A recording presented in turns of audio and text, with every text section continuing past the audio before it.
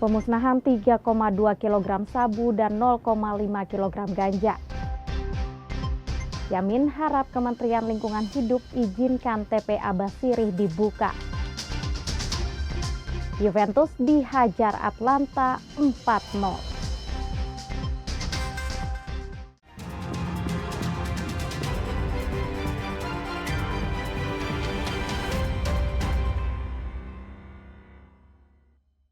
Selamat pagi saudara, Kompas TV independen terpercaya. Senang kembali berjumpa dengan Anda Rabu 12 Maret 2025. Selain berita tadi, kami juga memiliki berita menarik lainnya. Bersama saya, Denisa Alhafiza, selama 30 menit akan menemani pagi hari Anda saudara.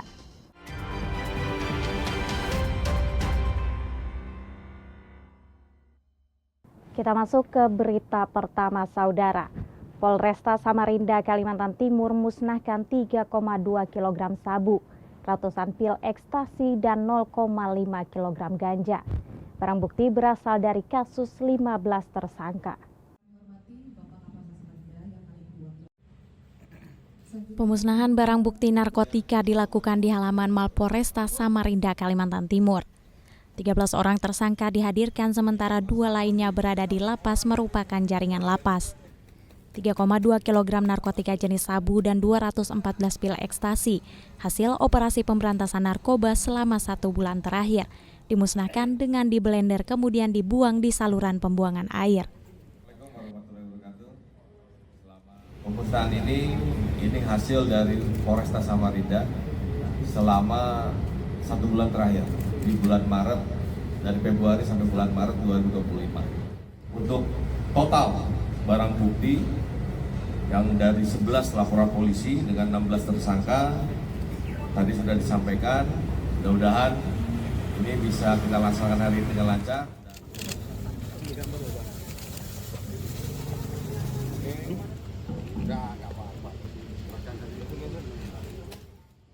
Di waktu bersamaan, polisi juga memusnahkan setengah kilogram ganja dengan cara dibakar. Rizal Mustafa, Jasmine Zafar, Kompas TV Samarinda, Kalimantan Timur. Masa kembali datangi kantor Pengadilan Negeri Banjarbaru. Mereka meminta Firly Nurrahim, seorang pelaku UMKM yang ditahan karena tidak mencantumkan keterangan kadaluarsa pada produknya, dibebaskan. Masa kembali datangi Pengadilan Negeri Banjarbaru dan berorasi Senin siang. Mereka menginginkan penangguhan penahanan Firly Nurrahim dikabulkan. Sebelumnya, Firly Nurrahim ditangkap karena tidak mencantumkan keterangan kadaluarsa pada produk makanan beku yang dijual. Artinya ke depan kita ingin Firly itu bebas. Nah, ini kan pembacaan eksepsi hari ini, kita minta kepada pihak pengadilan untuk bagaimana keadilan di Banjarmaru, khususnya kepada Firly, pelaku UMKM, itu dilaksanakan dengan seadil-adilnya. Setelah orasi, mereka melakukan audiensi dengan pihak Pengadilan Negeri Banjarbaru yang berjanji menyampaikan hasilnya kepada majelis hakim perkara ini. Alhamdulillah kita menerima perwakilan dari teman-teman untuk beraudiensi. Tadi sudah disampaikan, seolah apa-apa yang disampaikan akan disampaikan lagi ke majelis yang bersangkutan. Itu saja. Pada sidang kedua, pelaku usaha mikro, kecil, dan menengah atau UMKM ini, hakim mengabulkan permintaan penangguhan penahanan yang diajukan. Nabila Sefa, Kompas TV Banjarbaru, Kalimantan Selatan. Bulog Kaltim Kaltara pastikan pasokan gula aman hingga pasca Lebaran. Saat ini stok gula milik Bulog ada sekitar 116,1 ton. Bulog Kaltim Kaltara pastikan pasokan gula selama Ramadan hingga pasca Lebaran aman dengan ketersediaan saat ini sekitar 116 ton. Banyaknya pilihan bagi masyarakat dengan berbagai merek gula di pasaran membuat ketersediaan tercukupi. Jika permintaan gula tinggi, Bulog akan mengeluarkannya untuk menstabilkan. Kita juga ada namanya gula manis kita, gula pasir yang juga produk Bulog. Itu untuk stoknya, ketersediaannya kita ada 116,1 ton untuk Kaltim Katara. Ini juga kita sediakan untuk OP dan untuk bazar, untuk menjelang Lebaran juga. Jadi memang kita siapkan lebih banyak. Harga per kilogram gula milik Bulog berkisar di angka Rp17.500. Selain stok gula yang ada saat ini, Bulog juga masih meminta stok tambahan. Iskandar Amir, Kompas TV Balikpapan, Kalimantan Timur. Saudara, ketersediaan beras di Pasar Martapura dipastikan aman selama Ramadan. Harga beras masih stabil mulai Rp10.000 hingga Rp16.000 per kilogram.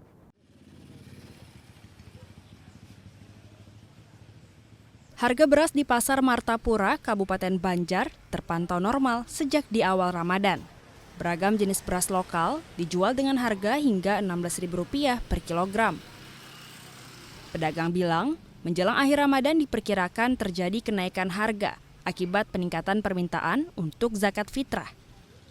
Diprediksi penjual bakal menghabiskan 400 kg beras di atas 15 hari pelaksanaan Ramadan.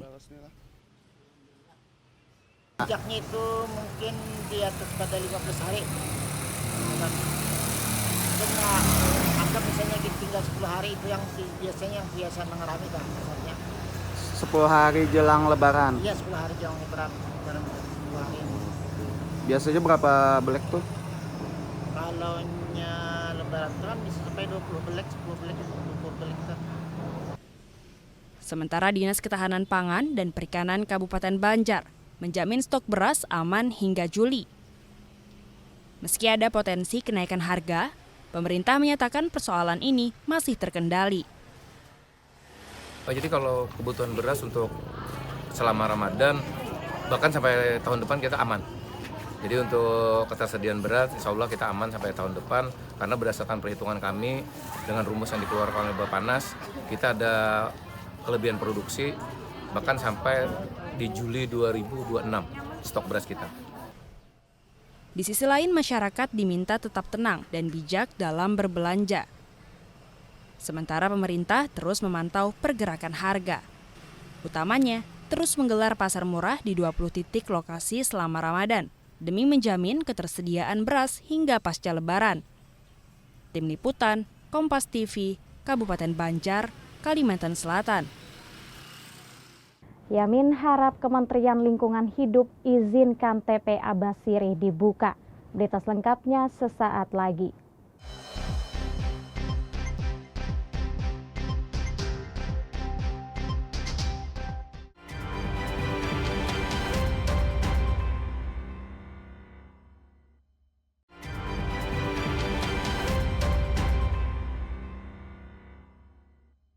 Saudara, Simpang 4 Guntung Manggis di Jalan Trikora ditutup permanen.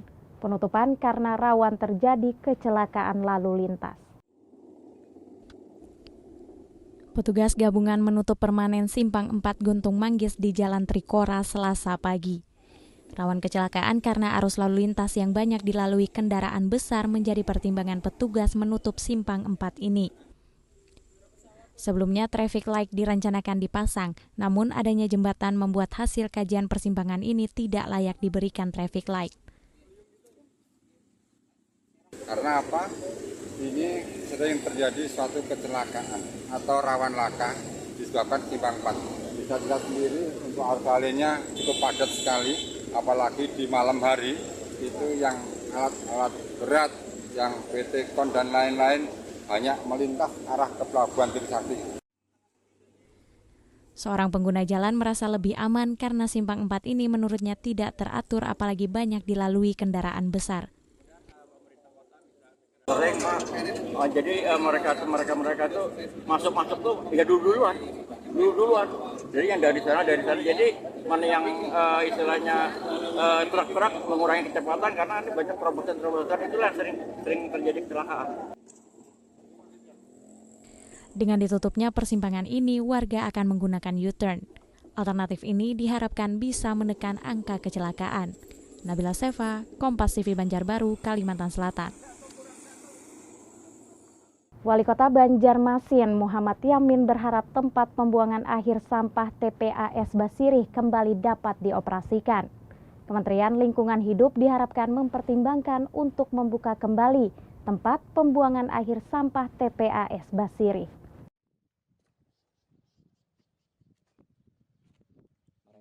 Wali Kota Banjarmasin Muhammad Yamin berharap Kementerian Lingkungan Hidup mempertimbangkan untuk membuka kembali tempat pembuangan akhir sampah TPA Basirih agar krisis pengelolaan sampah di Kota Banjarmasin dapat teratasi.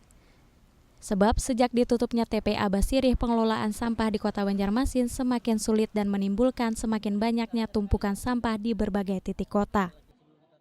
Kita berharap ya masih ada harapan secara lah untuk bisa dibuka. Tapi kan bukan untuk kita seolah-olah dibuka terus buang aja tanpa pengolahan. Yang itu wajib kita pengolahan. Jadi buangnya itu tidak lagi yang harus sampah organik campur, tapi residunya aja. Makanya harus menekankan tetap setiap kelurahan, setiap 5 kecamatan itu harus memproses dari awal. Sementara untuk menanggulangi krisis sampah yang terjadi, Wali Kota Banjarmasin berupaya mengoptimalkan pemilihan sampah di TPS 3R yang telah ada. Pihaknya juga mendorong agar pemilahan sampah di tingkat kelurahan bisa dijalankan, sehingga sampah yang sampai ke tempat pembuangan akhir hanya berupa residu. Novel Rafif, Kompas TV Banjarmasin, Kalimantan Selatan. Saudara, salah satu ikon kebanggaan Kota Martapura, air mancur berlian kini terbengkalai.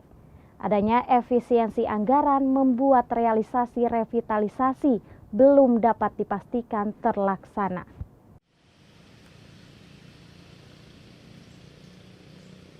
Terletak di kawasan Taman Cahaya Bumi Selamat, air mancur berlian dahulunya menjadi salah satu daya tarik utama Kota Martapura. Namun sejak pandemi COVID-19, air mancur ini tak lagi berfungsi dan tanpa perawatan. Besi pagar yang rusak, sampah yang menumpuk, serta rumput liar yang mulai menutupi area sekitar menjadi kondisi memprihatinkan air mancur berlian saat ini. Warga berharap pemerintah segera melakukan perbaikan. Jadi harapan masyarakat supaya kalau bisa secepatnya ini difungsikan kembali atau dijadikan sebagai apa gitu supaya jadi bermanfaat lah, supaya tidak terbengkalai seperti ini. Kepala Bidang Cipta Karya Dinas Pekerjaan Umum Penataan Ruang dan Pertahanan PUPRP Kabupaten Banjar, Iwan Junaidi bilang telah merencanakan perbaikan air mancur berlian pada tahun ini. Namun dengan adanya efisiensi anggaran belum dapat dipastikan apakah proyek ini akan terrealisasi. Jadi memang kami ada menganggarkan tahun ini menganggarkan perbaikan. Jadi insya Allah tahun ini akan kita perbaiki dan kita fungsikan lagi dengan konsep yang berbeda. Tahun lalu pemeliharaan dianggarkan 100 juta rupiah, namun kerusakan terlalu parah dinilai tak cukup memperbaiki secara optimal. Arpawi, Kompas TV Kabupaten Banjar, Kalimantan Selatan. Museum Wasaka ialah salah satu museum di Kota Banjarmasin yang diresmikan pada tahun 1991.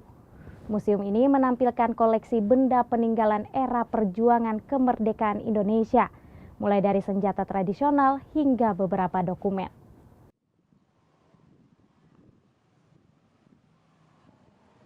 Museum Wasaka memiliki jenis bangunan rumah adat Banjar yaitu Bubungan Tinggi, yang sudah berdiri hampir 2 abad lebih, tepatnya sekitar tahun 1810 silam.